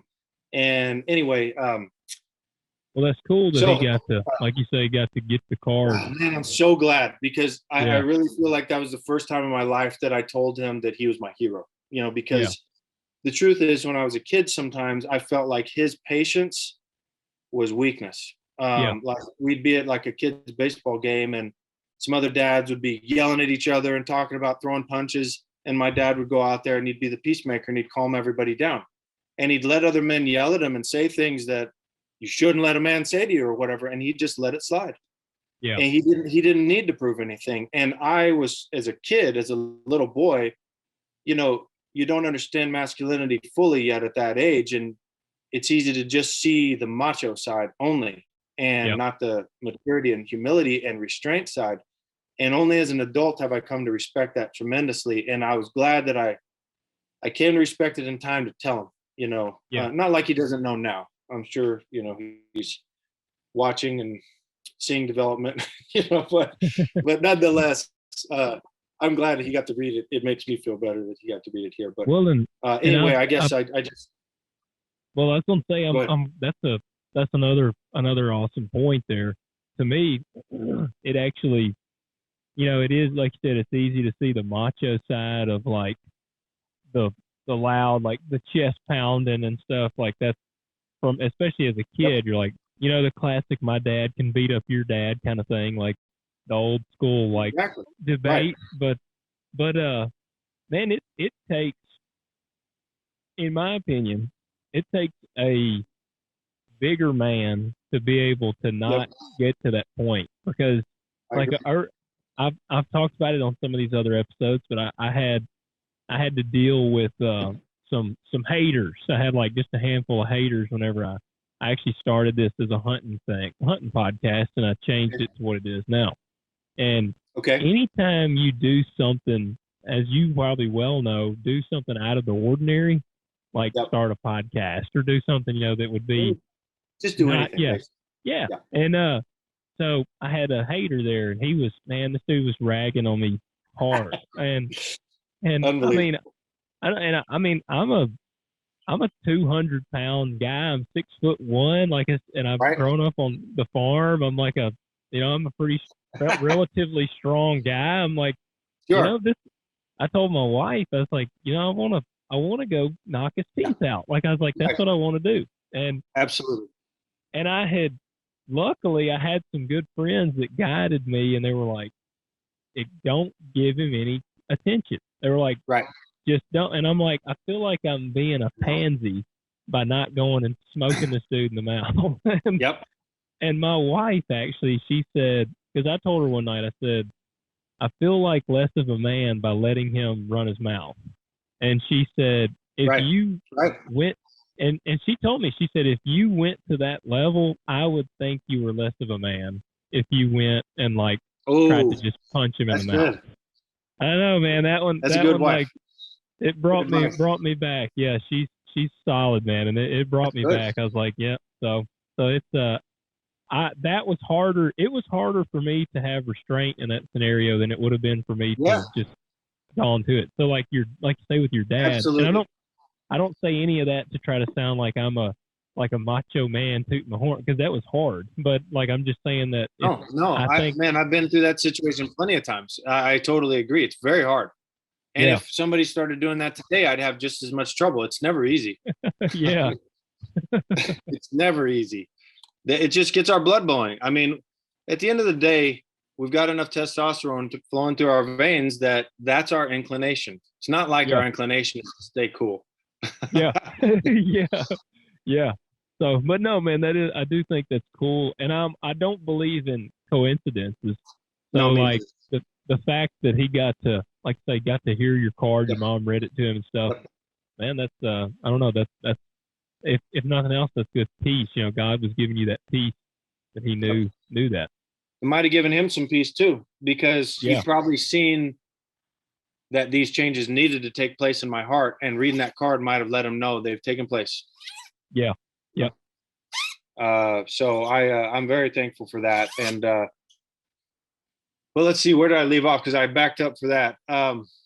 You had, the stuff had actually just quit, like kind of got pulled off the shelves. Oh, sure. Let me get my charger for my computer. We finished that. We had a bunch of inventory left over. And by the way, I still have this inventory, and it's like, I get sales now and then, but it's not something I've promoted. So the truth is, the product works, but it works for the old lids. It doesn't work on the mag slider lid. So those short ones, they still sell, that are like coffee cup style or something. It still fits on those because they still have the old style lid, but I need to dump a lot of inventory. So I probably need to, what I really need to do is I need to put it at like a Flying J gas station or something at the checkout counter, just liquidate it, get rid of it, because I need to move on to the next thing. It's a product that works, but it has a very small, only old Yetis are what it's for, basically. I'm sure there's millions of them still out there, but anyway, what was I going to say? So after that, let's see. So it's like back to the drawing board, and I'm still finishing up with that business falling apart. And I'm like, well, shoot, I thought God was going to kind of just provide all the way with this. And that didn't happen. And so I told my wife, I said, well, I got to tell you something. I feel, oh, wait, no, this is crazy. All right. Like you said, you don't believe in coincidence. I don't either. So years ago, when we first moved to Dallas, I was at a Salvation Army looking through books. I think my wife was at a CPR class or something, and I was just waiting on her. So I walked over to Starbucks to get a cup of coffee, walked next door to Salvation Army, looked through their books. And it's hard not to buy $1 book, when it's $1. And so I'm looking through their books, and they're all $1. And one of them is called Joshua. And there's no reason for me to buy this book, but I had to buy it. And I bought several other books that I knew I wanted, but this one it looked like basically a Christian novel that was probably not any good, and there's no reason that I needed it. And I don't even like books like that in general, but I just felt I had to buy this book. So it's like, fine, I'll buy the book. And so I buy the book, and that book sits on my shelf for years and years and years. And the Stop It was the name of that drinking product. So when Stop It ends basically for us in August of 2017, the next few months, I'm trying to figure out, okay, what steps do I need to take next? I'm still doing the personal training, which thankfully I'd never quit that all along. And it's something I love, and I just could not do it. So we get around to January, and I'm like, I need to take the next steps into something as well. And so I'm sitting January 1st in the morning. It seems like usually January 1st, I'm dialed in, you know what I mean? It's like, we're starting out right. So I got up early, and I sat down, and I was like, I was reading my Bible, started praying, and I look up at my bookshelf, and I have, or at least in our old house, and I'm about to build some in our new house, but I had wall-to-wall, floor-to-ceiling bookshelves with like a rolling ladder, because I love books, and I like to be able to reference my books regularly. And so I look up at that bookshelf while I'm reading my Bible, and I see only one book. I must have 2,000 books up there, and there's only one book I see, and it's that book, Joshua. And I'm like, fine, I'll read it. At this point, I felt like God had been speaking to me. Like, I felt like he'd been speaking to my whole life, and I never knew what his voice sounded like. Not a voice, but you know what I mean? Like, I would just ignore. I'd say, oh, that's just you worrying, or that's just you having a crazy idea. but I learned to start trusting those inclinations. Even like when I think of, oh, I should text so-and-so and see how they're doing. I can't tell you how many times that person goes, I'm so glad you reached out. I've been super discouraged lately. And that verse you sent me, or that encouraging word, that lifted me up. It's Yeah. nuts how often the timing is perfect. So when little Yep. thoughts come in my head, I just think, you know what? I think that's God. And so anyway, I pulled this book down, I start reading it. And I didn't tell you that one of the things that I felt like I was supposed to take steps on that day that God said, you didn't trust me, on the invention thing and whatever back when you were young. The other thing was woodworking. Like I've always loved working with wood, but I just treated it as a hobby. Who's going to make a living at that in this day and age? And what are you going to do? Tell people you're going to support your wife by being a carpenter? And that was at the height of like, you have to go to college thing. And now with Mike Rowe and stuff, people are starting to come out of that mentality, but back then they weren't. And so anyway, I had taken the step on the invention thing and trusted him, but I had not taken the step on the woodworking thing. And I told I pick up that book, I start reading it, and lo and behold, what is that book about? That book is about, what if Jesus came back to earth and started living among people and just seeing how they're doing, seeing how the church is doing, seeing how people are treating each other, and just check in. And what did he do? Of course, he became a carpenter. And so he like moves into a simple house and he grows a garden. He basically lives very similar to the way I live. He's like simple garden, simple house. And then he works with wood during the day. And I'm like, okay, all right, I will trust you on this and I'll take the step. And so I told my wife, I said, look, I really think I'm supposed to trust God on this. And I'm not saying that we have to like spend a bunch of money because we're not in a place to do it right now on tools, but I'll sell my Jeep and I'll use that to buy some, because I had tools, but they weren't good enough quality to really, make things to sell. And so I said, I think I have to just take this step of faith. And if I'm mishearing him, I guess we'll find out real soon. So I start making some stuff and nothing is selling. And I'm like, I don't know what I'm supposed to do. Maybe I misunderstood. And I bump into my brother-in-law, who is a chef. His name is Jean-Paul Bourgeois. He's from Louisiana. And he is one of my sister's husbands. And so I've got two sisters and a brother. So one of my sisters is a fashion designer, and she moved up to New York City. And then lo and behold, meets Jean-Paul, who's from Louisiana, and he's a chef up in New York. So they get married. And anyway, so I bump into him that year after I've started in the woodworking and nothing's selling. And he says, George, you should start an Instagram account and put some stuff on there. And I'm like, I don't do that stuff. I'm not going to, I don't like social media. It's poison to our culture. I don't want to be a part of it. And he's like, I think it would help, if you just throw some things up there. And so anyway, I didn't realize, I guess I had created an account for something and just never used it. And so my boys and I are fishing with him on the lake while he's down here visiting. And he like posts a picture of us and him and tags us. And I look at it and it's got like 800 likes in an hour. And I was like, what? Maybe I should do this. And so I started an account and I said, okay, Jean-Paul, what do I need to do, to make this work? And he told me, he said, all right, you post this often, blah, blah, blah. He just gave me some tips. And so I start posting. And within 6 months, I had like 35,000 followers. And I was like, what the heck? So again, it feels like trust God, just, and as of yet, you never even know what he has planned. I don't even think the woodworking was an end. It was simply a means to other things that he had planned. And so, I ended up changing my name on Instagram, which then, not my name, but the @ symbol, whatever, because I had it as Koehl Carpentry at first, but I realized felt like that confused people some. And so I just switched to George.Koehl, and all of a sudden everything fell off. It's like I got thrown out of the algorithms or something. And so I started going from having like 900 or 1,000 likes every time I do something to having like 80. And it was like instant. And I was like, what the heck? And then I got discouraged from posting on there. So I did it less and less.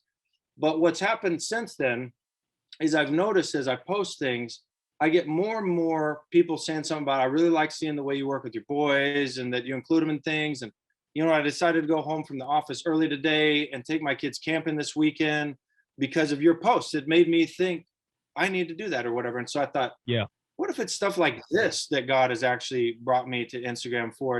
It's not to sell woodworking stuff. Which, by the way, my sales did blow up after the Instagram, but it's like, even when the Instagram fell off for a while, they still did.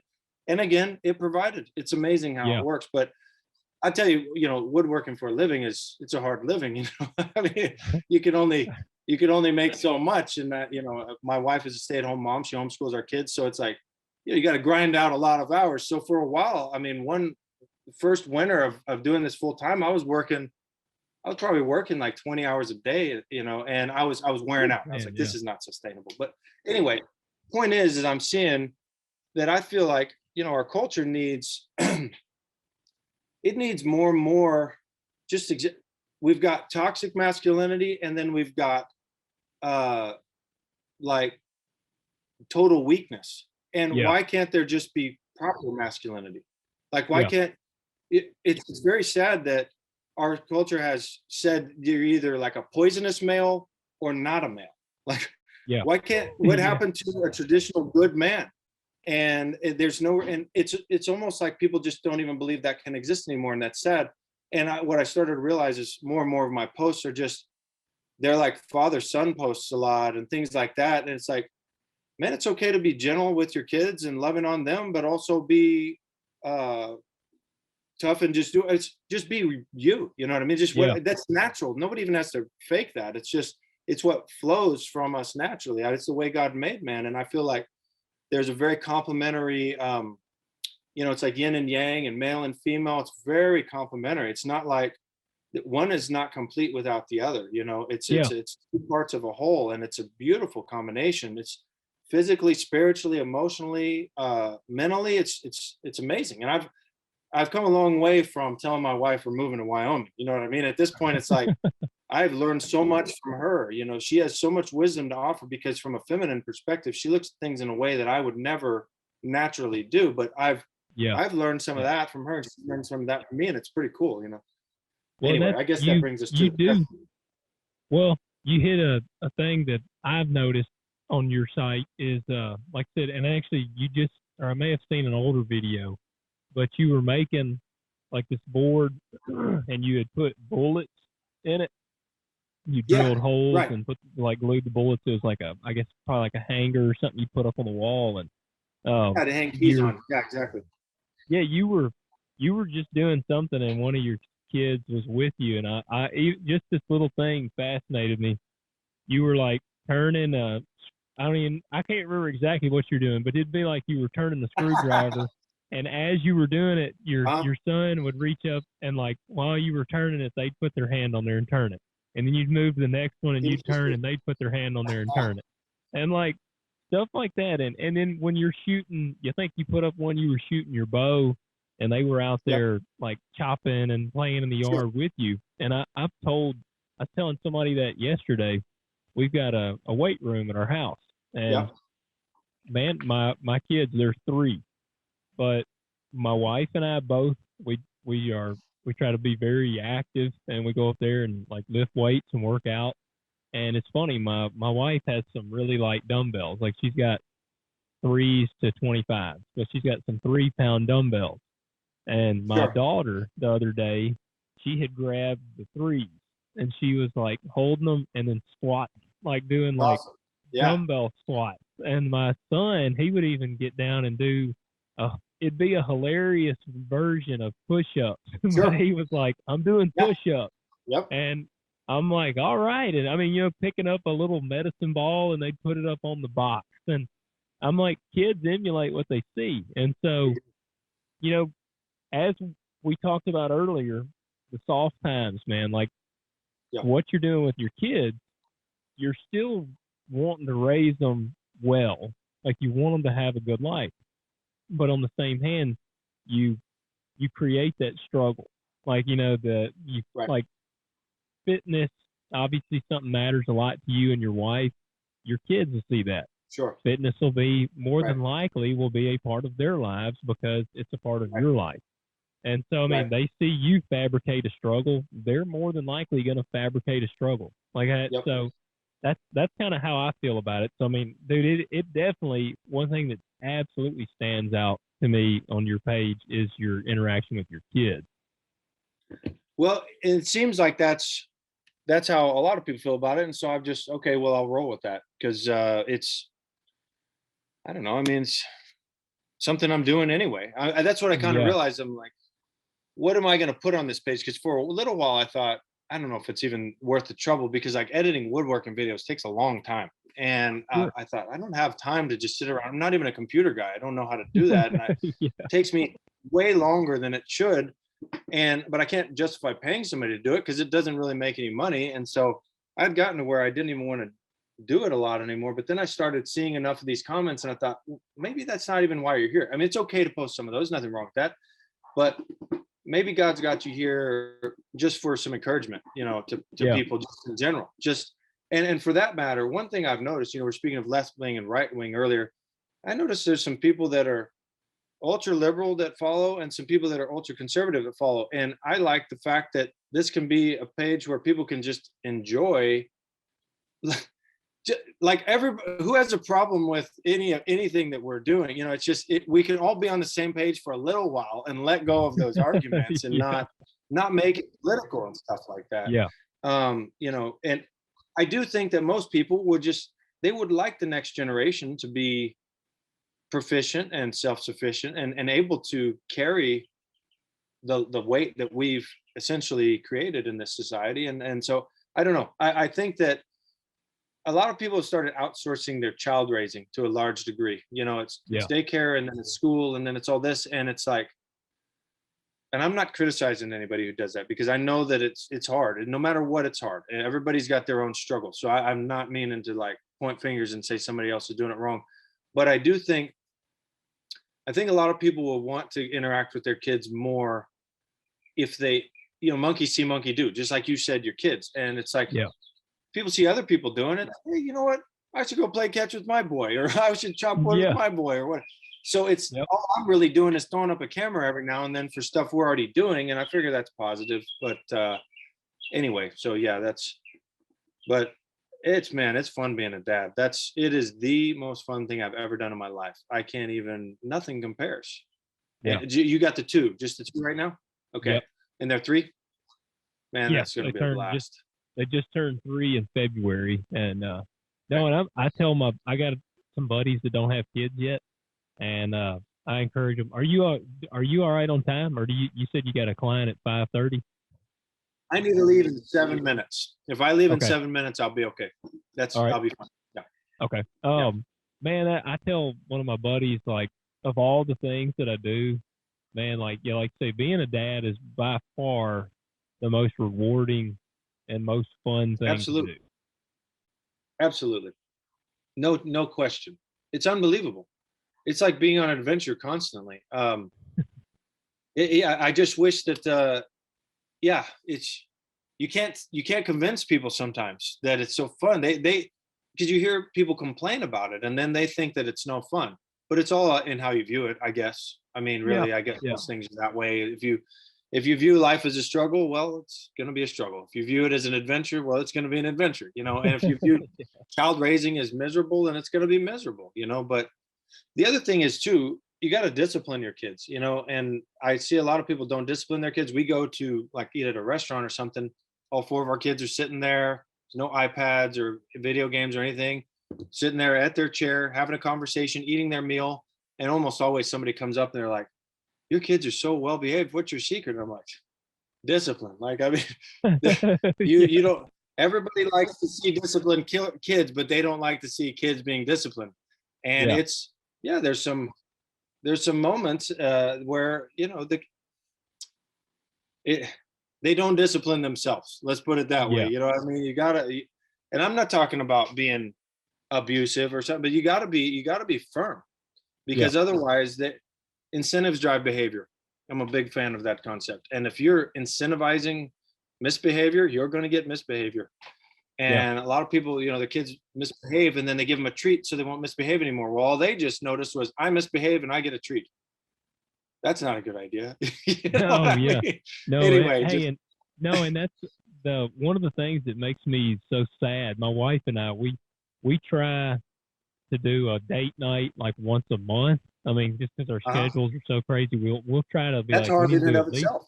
It is. And so we're like, we're gonna do a date night once a month. And we went just here recently, we had one, and my parents kept our kids, they spent the night. And man, we went out to eat, and there was this table right beside us, and it was a dad, I'm assuming the wife, and then a little girl. The girl was probably 10, and the dad was sitting there. The mom got up and she like went to get drinks or something, and the little girl is, man, she's just talking. She's talking to the dad, and the dad has got his phone, and he is just looking straight at the phone, and like never acknowledges the whole thing. I mean, the little girl is telling him, it's obviously a story that she's like, that she's into, and like she's excited to share the story, and he isn't paying 1 ounce of attention. And so then, as my wife saw it, she's like, that makes me sad. And so then they get back, the mom gets back, and all three of them are now on phones. Like the little girl at this point stops talking. Wow. She's on a phone, the mom's on a phone, and the dad's on a phone. And it's no conversation. And man, that stuff just, like, it makes me sad. Like even my 3-year-olds, we have interesting conversations with at the dinner table. Like, so. Yeah, absolutely. Totally. So totally. It does. You know, one thing. Yeah, me too. And it's easy to do. So you have to be deliberate about it. I mean, like most things in life, you have to be deliberate. I used to keep a physical journal all the time. I always have a physical notebook, but when phones became common, I said, oh, okay, I'll just do it on Google Docs. That way I've always got it. I can do talk to text, even if I'm driving, think of an idea. The problem is I noticed then when I'm with my boys, if I'm just typing on my phone, they don't know what I'm doing. They don't know that I'm journaling. I mean, it would look the same if I was just looking at Facebook or texting or checking sports stats, whatever. It would all look the same. And so again, back to the monkey see, monkey do. They just see me looking at my phone all the time. They're going to do the same thing as soon. First of all, they're going to beg for a phone, and then they're going to start just staring at it like me. And so I switched back to a physical journal. And now when I walk in the door to the house, I go put my phone in the bathroom and just leave it there. I'll come back and check it every now and then. And while I'm there, okay, need to send a couple texts to people to respond, fine, and then put it back. And that way it's just not with me. And I can't even be distracted by it because it's literally a distraction device. I mean, the smartest people in the world have designed it to keep your attention for as long as possible. That's the goal. Yeah. Because the advertising dollars are made off of that, and sales are made off of that. And if you look away, then money's being lost. So that's what they want. Yep. So anyway, I started doing a physical journal. What do you know? Next thing the boys say, hey, can I have my own journal? And so I bought them all their own journals now. And so now they're writing in those. Cool. And I'm like, back to the monkey see, monkey do, but in a good way. So I don't know. I figure those kind of things can be navigated, but they have to. In our society right now, we're going through a transition. I mean, our generation caught the beginning of this, and we don't know what to do with it. Their generation is growing up with it, and so they're going to have the opportunity to be a little bit more conscientiously deliberate about how they handle it. It hit us unexpectedly with no real thought as to what the consequences might be. Anyway. Yeah. I don't know. Well, man, I know you got to go.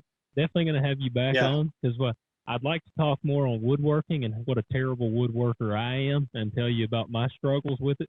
And I want to talk some of your training and more. So, I mean, I know, man, I took too long on that story. I'm sorry. No, it was great. Like I said, that's good. I enjoyed it. People enjoy it. No, I'm glad. I don't want you to. Like I said, the time. I mean, me and Brandon Lilly did an episode on his podcast. It was 3 hours and like 16 minutes or something. Wow. Yeah. So no, you and I could talk all day probably. So yeah, I want to hear more about your farm too. My wife's entire family are farmers in Colorado. So awesome. Anyway, I'll enjoy hearing about that. Well, I'm gonna definitely get you back on. Is there anything you'd like to close with? No. Have a good day. Where can people follow you? What's your Instagram name? It's my last name is spelled weird. It's George.Koehl, spelled Koehl. And I'm in the middle of redoing my woodworking website. So right now I just have a link to the Etsy page. And I'm actually, it's funny, I'm not trying to plug something here, but you're asking where people can follow me. I'm making a fitness app right now. So I can start to do more remote training because, I train some people out of town and I just wanted to make that more feasible to where I can, right now we do it through my website and website loading videos is slow and stuff. So an app is going to be better. So anyway, I'm in the process of redoing a lot of that. And probably pretty soon I'll just have my website that has a hub for woodworking and personal training on the same location. But Anyway, Awesome. I'll put that link on my Instagram whenever it's ready. So okay, yeah, put it up. No, I mean, man, I want you to plug it. Whatever you got going, plug yeah. away. Well, that wasn't my goal. You're asking where to go, and I realized all I have is an Etsy page on there, and that's not really like it's not. I don't know. It's not appropriate, but I don't like making websites, man. That's difficult. It's just sitting at a computer. I can only do it for so long. I mean, we're talking, so I can do that, but punching keys, I mean, I don't know how people do that all day. I would break my computer if that happened. I would too. Well, George, man, I appreciate it. It's been awesome, man. Thanks for coming on the show. I appreciate it, man. I'll talk to you next time. Yeah, everybody, thank y'all. I hope y'all enjoy this one, and I hope y'all have a blessed day.